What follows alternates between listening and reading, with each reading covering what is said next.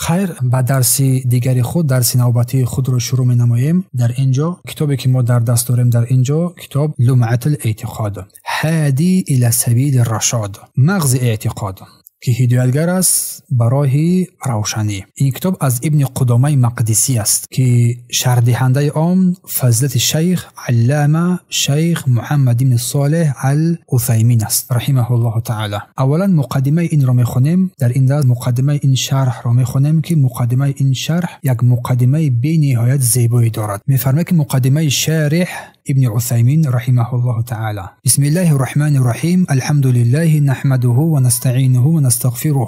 الحمد لله، حمد و ثنا او را میگوییم، از او یاری میخواهیم و بسوی او استغفار میکنیم و نتوب الیه، بسوی او توبه می‌نماییم و نعوذ بالله من شرور انفسنا، و بسوی الله سبحانه و تعالی پناه میبریم از بدیهای نفسهایمان، و من سیئات اعمالنا، از عملهای بدمان بسوی او سبحانه و تعالی پناه میبریم. من یهده الله فلا مضل له، هر کسی را که الله سبحانه و تعالی هدایت کند هیچ کسی او را گمراه کرده نمیتواند. و من یضلل فلا هادی له، و هر کسی که گمراهی را اختیار نماید کسی او را هدایت کرده نمیتواند. و اشهد ان لا اله الا الله وحده لا شریک له، و شهادت میدهم که معبود بر حق جز او نیست، شریک ندارد. و اشهد ان محمدا عبده و رسوله صلی الله علیه و سلم، و شهادت میدهم که محمد بنده و رسول او صلی الله علیه و سلم است. درود بر صحابگان او، تسلیما کثیرا، سلام به نهایت زیادی. اما بعد، این کتاب تعلیق مختصر از کتاب لمعة الاعتقاد است که از جانب ابو محمد عبدالله ابن احمد ابن قدامه المقدسی که در شعبان سال 541 هجری در یکی از دهه‌های نابلوز به دنیا آمدند و در روز عید فیتر در سال 620 از هجری در دمشق رحمه الله تعالی درگذشتند. مؤلف در این کتاب اصل اعتقاد را گردآوری کرده است، اصل اعتقاد را، و بعداً با تقسیمات نیکوی آن را تقسیم کرده است و این علم را در ابتدای بخش میانه تقسیم بندی کرده است. و اهمیت این کتاب از لحاظ موضوع و شیوه خود به نهایت کتاب مبارک است و از الله یاری می‌جوییم و طلب ثواب داریم از او سبحانه و تعالی در قدم، در سخن و در عمل. و شیخ می‌فرماید که این را ما با واژه‌های ساده بر شما بیان خواهیم کرد و نافهمی‌های آن را، مشکلی‌های آنها را بر شما واضح روشن می‌گردانیم و عمیق کردن آن مکان‌ها، آن چیزهایی که مشکلی‌ها دارد نشان می‌دهیم و فایده‌های آنها را برای شما هم بیان می‌نماییم. و از الله امیدوارم که مرا به یک میجه زدن به حال خود نگذارد. این نقطه خیلی مهم است. همیشه این دعا را بگذارید که الله سبحانه و تعالی هرگز و هرگز ما و شما را حتی یک میجه زدن به حال خود نگذارد. از جانب خود الله سبحانه و تعالی بر ما کامیابی ببخشد و ما را مبارک بگرداند و سودمند بگرداند. با درستی که الله سبحانه و تعالی سخاوتمند و کریم است. محمد بن صالح العثیمین. پیش از آن که بر این کتاب ما وارد شویم، می‌فرماید که قواعد مهمه فی اسماء و صفات، قاعده های خیلی مهمه در باب در بیان نامه ها و صفات های الله سبحانه و تعالی. یعنی قبل از وارد شدن به قلب این کتاب، شیخ می‌فرماید که می‌خواستم در مورد اسما، نامه‌ها و صفات‌های الله قاعده های مهمی را برای شما بیان نمایم. القاعده الاولى، قاعده اول، فی الواجب نحو نصوص الكتاب و السنه فی اسماء الله و صفاته. قاعده اول درباره آنچه که واجب است نسبت بر متن‌ها، نصوص قرآن و سنت در مسائل نامه‌ها و صفات‌های الله سبحانه و تعالی. یعنی قاعده اول این است که ما باید بدانیم چگونه مناسبت و باور باید کرد نسبت به نصوص، نص‌های قرآن و حدیث وقتی که آنها درباره نام‌ها و صفات الله سبحانه و تعالی سخن میگویند. چطور آنها را بفهمیم، تصدیق کنیم و به آنها ایمان بیاوریم. و می‌فرماید که آنچه که واجب است نسبت بر نصوص قرآن و سنت نگاه داشتن معنای ظاهری آنها بدون تغییر دادن. این قرآن را آن معنای ظاهری که بر ما الله نازل کرده است، بر این معنای ظاهری که ما آن را میفهمیم بگیریم و آن را تغییر ندهیم. زیرا الله سبحانه و تعالی با زبان عربی مبین یعنی روشن قرآن نازل کرده است و پیامبر صلی الله علیه و سلم نیز با همین زبان سخن گفته است. پس بر ما لازم است که معنای سخن الله و سخن رسولش صلی الله علیه و سلم را در همین معنا به ظاهر آن نگاه بداریم و نگاه بداریم این کلام الله و سخن پیامبر صلی الله علیه و سلم را از تغییر دادن معنای ظاهری آن و برحذر باشیم از سخن گفتن در کتاب الله در کتاب الله در شأن احادیث پیامبر بدانیش که این حرام است. چون الله سبحانه و تعالی می‌فرماید قل انما حرم ربي الفواحش ما ظهر منها و ما بطن والإثم والبغي بغیر الحق. بگو ای پیامبر برای آنها همان پروردگار من زشتکاری ها را، گناهان کبیره را، چی آشکار باشند چی پنهان باشند، چی با کبر و خودنمایی باشد و ظلم و ستم را که از حد گذرانده می شود، ناحق را که حرام کرده است، همه اینا را الله حرام کرده است. و ان تشرکوا بالله ما لن ينزل به سلطانا، و میفرماید الله که و همچنین الله شما را منع کرده است که بر او شریک بیاورید. و ان تقولوا علی الله ما لا تعلمون، و درباره الله در نام‌ها و صفات‌هایش چیزهای بگویید که نمیدانید. سوره اعراف آیت 33. و همچنین الله میفرماید بل یداه مبسوطتان ينفق کیف یشاء. یک مثاله، بلکه الله در این آیه کریمه میفرماید که بلکه دستان الله گشوده است، هر گونه که بخواهد نفقه میکند و روزی میدهد. پس در این آیه کریمه اثبات صفات الله سبحانه و تعالی، صفات دستان الله سبحانه و تعالی ثابت شده است که تفسیر تبری در مجلد 10 این را تصدیق کرده است. پس ظاهر این آیه کریمه که الله فرمود بل یداه مبسوطتان، بلکه دستان الله گشوده است، هر گونه که بخواهد روزی میدهد، ظاهر این آیه دلالت بر آن میکند که الله دو دست دارد، معنای حقیقی، و واجب است که او را برای الله اثبات کنیم. پس اگر کسی بیاید و بگوید که مراد از دو دست قوت است و در جواب بر او میگوییم چی میگوییم؟ این تغییر دادن سخن الله از ظاهرش است و چنین گفتن در شأن الله جایز نیست، چون این گفتن در حق الله بدون علم است، بدون علم دانش است. این قاعده اول که در شأن الله بدون دانش سخن نگوییم. قاعده دوم فی اسماء الله، در نامهای الله سبحانه و تعالی، هذه قاعده فروع، در نامهای الله سبحانه و تعالی و زیر قاعده ها یک فرها قاعده های وجود دارد. یکی از بخش و توضیح قاعده های اساسی درباره اسماء یک نام های الله سبحانه و تعالی که بخشیده می شود، چگونه آنها را اثبات کنیم، چی طور معنای این آیات ها را بفهمیم، چی معیارها دارد. چون این قاعده یک چند شاخه دارد. شاخه اول، یک فرع اول، همه نام‌های الله زیبایند که حسنا هستند. تمام نام‌های الله زیبایند که حسنا هستند. هر زیبایی که در درجه عالی رسیده است، چون هر یک از نام‌های الله دارای صفات کمالی است و هیچ نقصان یا کمبودی در آنها وجود ندارد. الله می‌فرماید ولله الاسماء الحسنى، از آن الله هست نیکوترین نام‌ها که دلالت بر کمال و عظمت او سبحانه و تعالی می نماید. سوره اعراف آیه 180. یک نمونه و مثال الرحمن که یکی از نام‌های الله سبحانه و تعالی است. همین الرحمن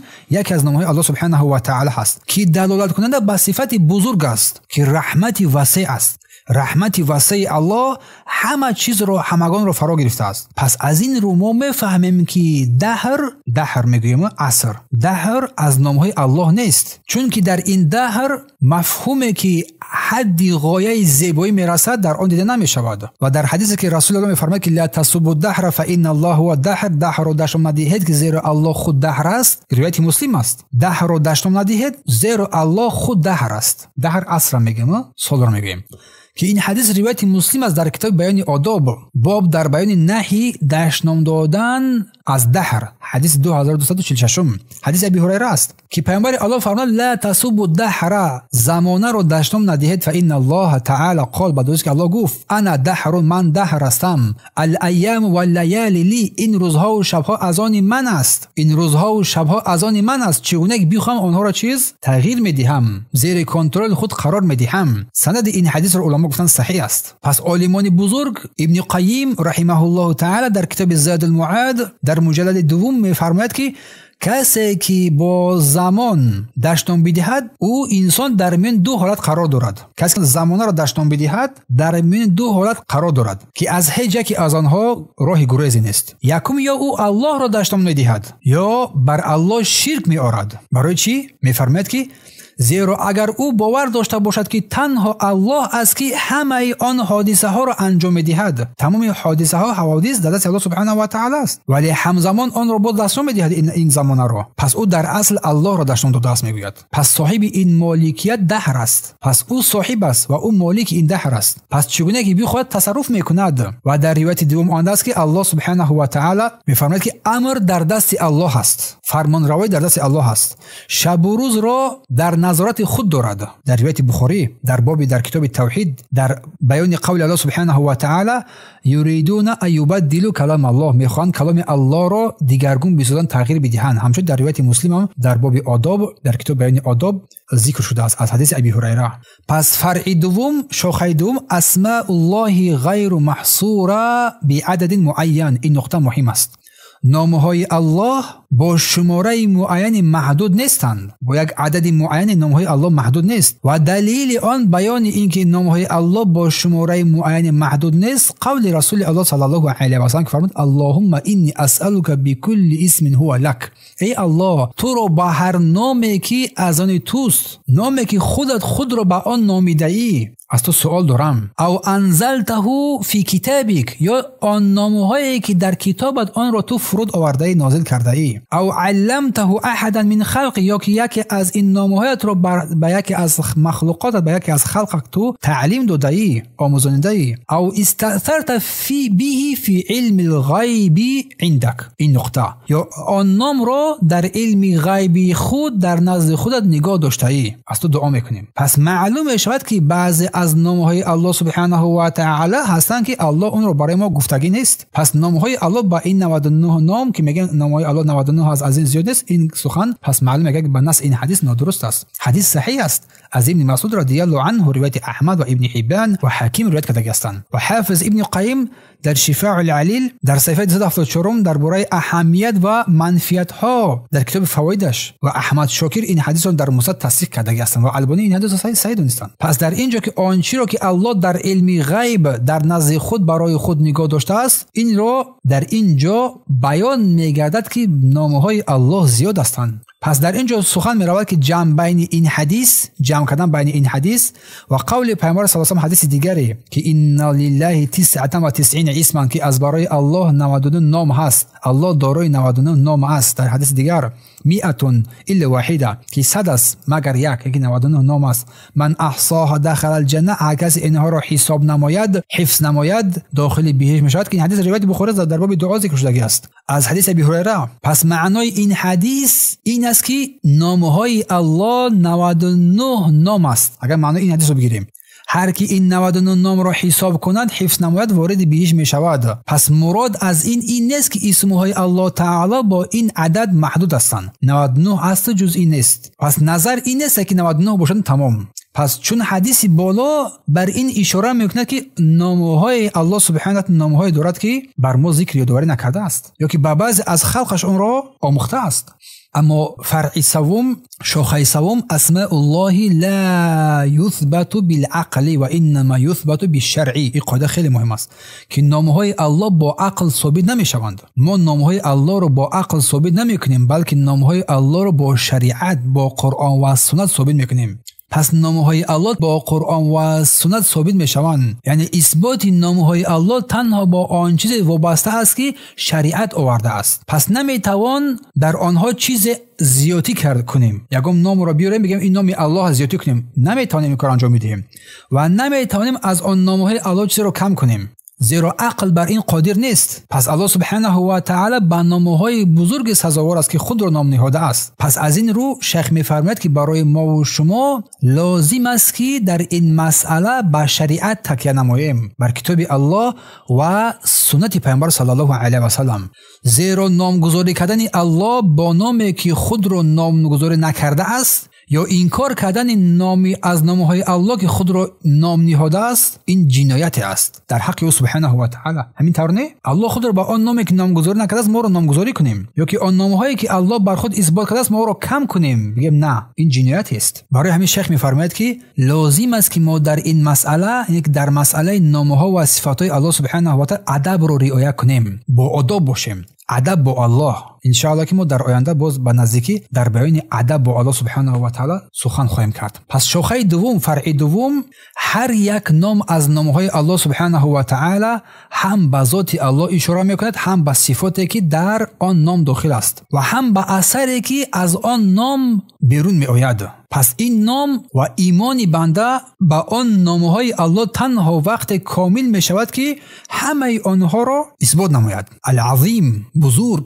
باور داشته باشه که نام است که از نامهای الله سبحانه و تعالی که این عظیم الله بزرگ است، یکی از نامهای الله است، با ذات او، با بزرگی ذات او اشاره میکند، با بزرگی ذات او، عظمت او اشاره میکند. صفت است که در آن بزرگی و عظمت است. الرحمن نامی از نامهای الله است، به نهایت رحمدل. پس ایمان بر این نامهای الله وقت کامل می شود که باور داشته باشی که این نام از نامهای الله سبحانه و تعالی به ذات او اشاره میکند، بر صفات او اشاره میکند. صفت رحمت، رحمان صفتش رحمت است و چی اثری از این رحمت الله سبحانه و تعالی بر بالای بندگان می آید، یعنی که او سبحانه و تعالی هر کی را بخواد رحم میکند. و قاعده دوم فی صفات الله تعالی، در باره صفات های الله سبحانه و تعالی که در زیر این قاعده باز چند فرق، یک چند شاخه دارد. باید ما بدونیم که همه صفات الله سبحانه و تعالی صفات عالی هست، کامل است، سزاوار مدح و تعریف هستند و در هیچ صفات الله سبحانه و تعالی، صفات الله سبحانه و تعالی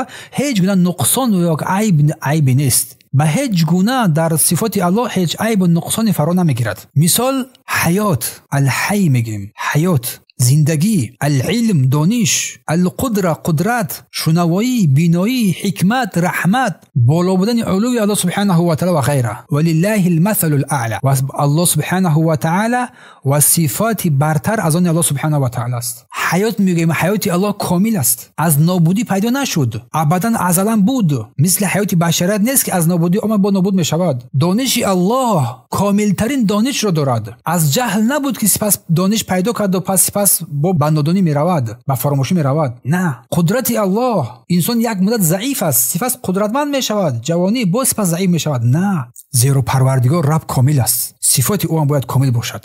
اگر صفت ناقص باشد و در آن کامل نباشد، پس برای او تعالی این ناممکن است. صفات هایی که ناقص هستند، ناکامل است، برای الله ناممکن است. این صفات ها غیر قابل قبول است. به مثال چیز، به مثال مرگ، این برای الله ناممکن است. انسان است که میمیرد، مخلوق است که میمیرد، اما خالق نمیمیرد. جهالت، نادانی، این برای مخلوق است، برای آفریده شده است، نه برای آفریدگار. معیوبی، کری، نابینایی و مثال مثل این دیگر اینا برای الله سزاوار نیستند، اما برای مخلوقات هستند. اینا چون آفریده شده هستند، اما الله آفریدگار است. برای چی؟ زیرا مردمی هستند که الله را به نقصان میگیرند، کسانی هستند که الله را به نقصان میگیرند، نقصانی های در شأن الله سبحانه و تعالی میگویند، در حالی که الله نمیتواند ناکامل باشد. الله کامل است. پس ناکامل بودن این خلاف ربوبیت الله سبحانه و تعالی است. اگر صفت از یک جهت کامل و از جهت دیگر ناقص باشد، نه برای الله ثابت می شود، نه برای الله مطلقاً اثبات می شود، بلکه باید لازم است که در این تفصیلات ده شود. پس ثابت می شود برای الله سبحانه و تعالی در حالتی که کامل باشد و ثابت نمی شود در حالتی که ناقص باشد، در آن ناقصیت ده شود. از قبیل فریب و نیرنگ، این را ما در الله بر الله واسطه نمیکنیم، اما در مقابل فریبگران الله سبحانه و تعالی، فریبگران در حیله و نیرنگ آنها چیز، آنها را واگذار میکند، فریبشان میدهد. چون اگر هر کسی که اگر این کار را انجام میدهد در مقابل دشمن خود با همان عملی که کرده بود ناتوانست. برای همین چیز در مقابل آن کسانی که حیله و نیرنگ میکنند در دین الله آنها را چی میکند؟ حیله و نیرنگ آنها را به حالت خودشون نگذارد. الله میفرماید که و یمکرون و یمکر الله والله خیر الماکرین، آنها مکر و حیله میکنند، نقشه کشی میکنند و الله نیز مکر و حیله آنها را باطل میگرداند و الله بهترین مکر کنندگانی که تدبیر کنندگان است. در سوره اعراف. انهم یکیدون کید، الله میفرماید بگویم که آنها که پیامبر صلی الله علیه و سلم رو باور نمیکنند حیله های میکنند تا قرآن و رسول را دروغ بشمارند و باطل خود را برقرار بسازند. این المنافقین یخادعون الله، بعد روز که منافقان الله را فریب میدهند و هم خادعهم و اذا قاموا الی الصلاه قاموا کسالى، منافقان الله را به گمان خودشان فریب دادند، فریب کردند و الله سبحانه و تعالی با فریب مکر آنها را جزا میدهد. و غیر از این آیات ها اگر مثلا گویند که الله مکار توصیف می شود، الله مکار وصف می شود، پس در جواب نمیگویی نه، بلکه باید چی بگویی؟ یک کس پرسد که الله مکار وصف می شود، بله بگویی که نبگویی، بلکه در جواب میگویی که در برابر مکر آنها الله مکر میکند و الله داننده غیب است، تدبیر میکند، تدبیر آنها را به سر خود آنها میزند. شاخه دوم، صفات الله سبحانه و تعالی به دو قسم تقسیم می شود. خوب گوش بدید، من سپس بعد پاسخ میپرسم. صفات الله به دو قسم تقسیم می شود. صفات های ثبوتیه میگن، صفات های سلبیه میگویند. هر یک اینا را از شرح میدیم. پس صفات الله چند قسم است؟ دو قسم. صفات های ثبوتیه میگن، صفات های سلبی میگویند. پس صفات های ثبوتی چی است؟ ثابت شده، یعنی آن چیزی که الله به خود ثابت کرده است، آن صفاتی که الله بر خود این صفات ها را ثابت کرده است، مانند حیات، دانش، قدرت، و این صفات ها باید به الله به طور موافق و لایق شایسته او اثبات شود، چون الله این را با این صفات ها را با خود اثبات کرده است و صفات های الله بهتر، بالاتر هستند. این را صفاتش میگن ثبوتی، ثابت شده. اما قسمت دوم از صفات سلبی هست، منفی. آن صفات هایی است که الله از خود آن صفات ها را رد کرده است، دور کرده است، منع کرده است، مانند ظلم، بی‌عدالتی. پس واجب است که این گونه صفات ها از الله دور کرده شود، خارج کرده شود، زیرا الله این را از خود دور کرده است و انکار کرده است. هنگامی که تو صفات های سلبی رو، صفات های منفی رو و مثل ظلم و بی‌عدالتی از الله دور میکنی، در مقابل وی بر تو واجب است که ضد آن را اثبات نمایی به طور کامل. اینکه بی‌عدالت، ضد بی‌عدالتی چی است؟ عدالتی است. الله عدالت کامل رو دارد، اینکه به هیچ کس بی‌عدالتی نمی‌کند. پس این از صفات سلبی و صفات ثبوتی.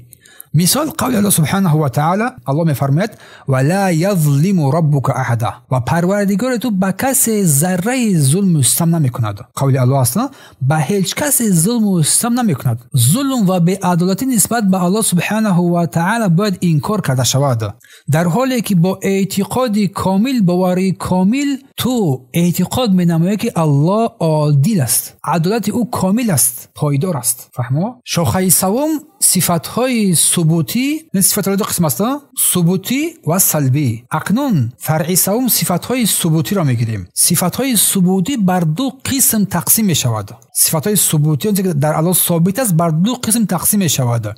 یکم ذاتی، دیگر فعلی. صفات‌های ذاتی و فعلی. صفات الله ثبوتی و سلبی است. ثبوتی اثبات می‌شود، ثابت شده. سلبی چیز؟ نفی شده. ثبوتی دو قسم است.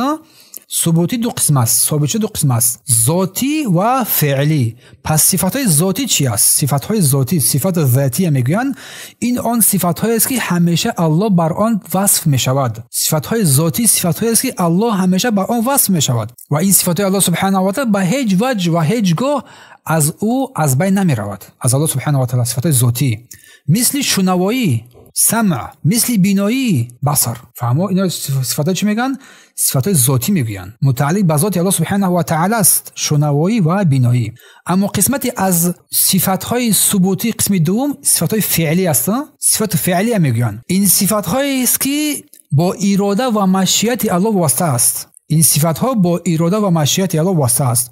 اگر الله بخواد انجام میدهد، اگر نخواد انجام نمیدهد. مثل استوا بر عرش، استوای الله بر عرش، مثل مجیء الله، آمدن الله، مثل فرود آمدن الله در سیاق شب آخر بر آسمان زمین. اینا چی هستند؟ صفات‌های فعلی هستند. از فعل الله، از اراده الله، از مشیت الله سبحانه و تعالی با مشیت او وابسته هستند. و شیخ می‌فرماید که و شاید هم صفت از دو جهت ذاتی و فعلی باشد. از دو جهت، یک صفت هم ذاتی هم فعلی باشد. به معنای کلام، سخن گفتن، گفتار.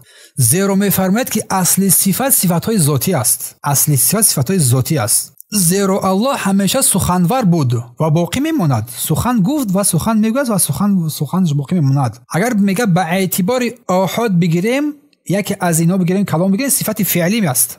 چونکه سخن با خواست و اراده او است.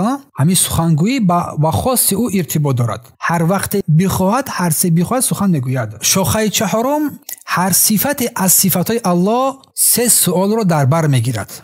هر صفت از صفاتهای الله سه سوال را در بر میگیرد. سوال یکم، آیا آن حقیقی است و چرا؟ آیا صفات الله حقیقی هستند و برای چی؟ سوال دوم، آیا تکییف، کیفیت کردن، کیفیت آن را ذکر کردن برای الله جایز است و برای چی؟ اگر جایز باشه برای چی؟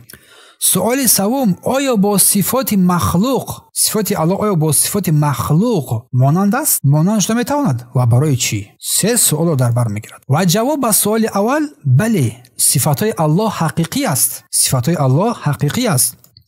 چون در اصل گفتار سخن این حقیقی است، پس هیچ کس نمیتواند این را از آن بیرون بسازد جز با دلیل صحیح قطعی. فهمو؟ چون الله گفته است و کلم الله موسی تکلیم، الله چیز با موسی سخن گفت، پس صفات او حقیقی است. و جواب بر سوال دوم، سوال دوم چه بود؟ آیا تکییف، کیفیت کردن آن جایز است؟ کیفیت اون رو بیان کردن جایز است و چرا؟ جواب، نه، جایز نیست. کیفیت صفات الله را گفتن این جایز نیست به هیچ وجه. دلیل آن سخن الله سبحانه و تعالی است. الله میفرماید که ولا یحیطون به علما، و علم آنان یعنی علم انسان ها او الله را در بر نمیگیرد. علم الله همه چیز را فرا گرفته است، اما علم انسان چیز الله را به هیچ وجه فرا نمیگیرد مگر آن چیزی که الله از خود در کلامش بیان کرده باشه یا که رسول الله صلی الله علیه و آله بر ما بیان کرده باشند. چون زیرا میفرماید شخص، زیرا عقل کیفیت صفاتهای الله رو درک کرده نمیتواند.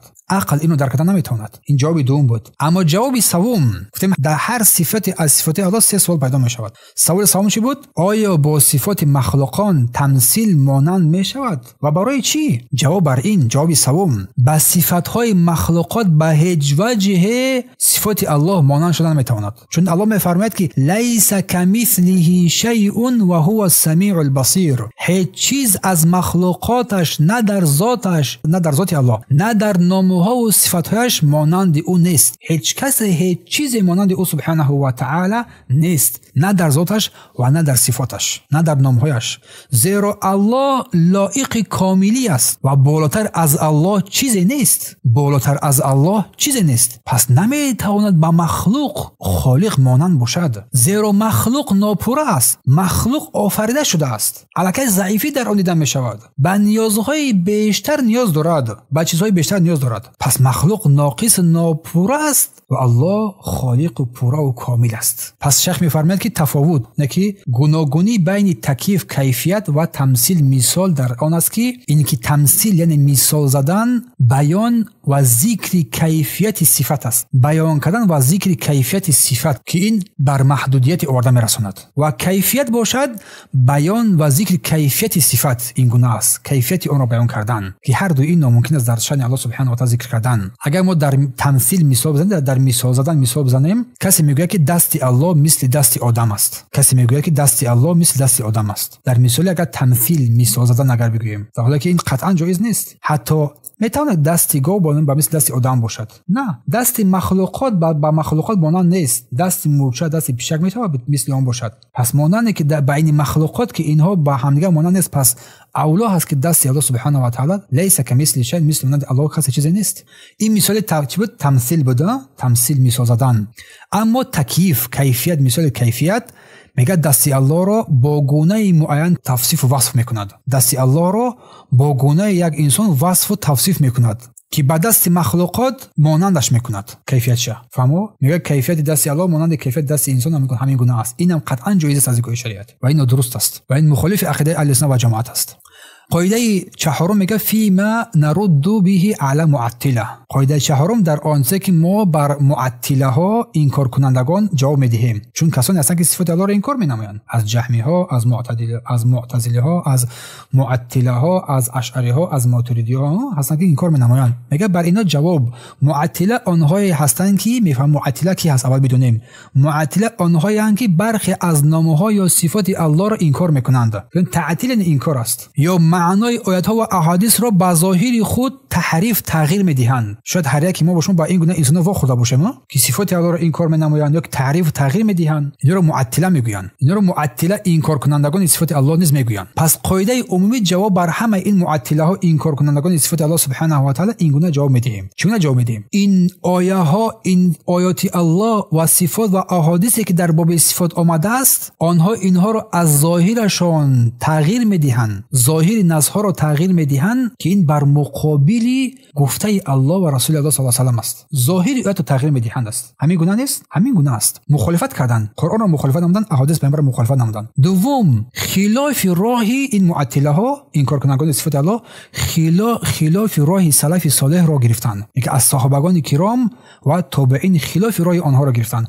خلاف راه علما را گرفتند. چون هیچ یک از علمای اهل سنت صفات الله را انکار نمی‌کند، بلکه اثبات می‌کند چگونه که لایق جلالت او سبحانه و تعالی است. سوم، هیچ دلیل صحیح و درست و صریح با گفته آنها در گفته آنها وجود ندارد. فقط از عقل خود عقل گرایی کرده سخن میگویند. چون ممکن است در باب صفات الله جهت‌های دیگری هم وجود داشته باشد. فهموا؟ بارک الله فیکم. این بود قسمت.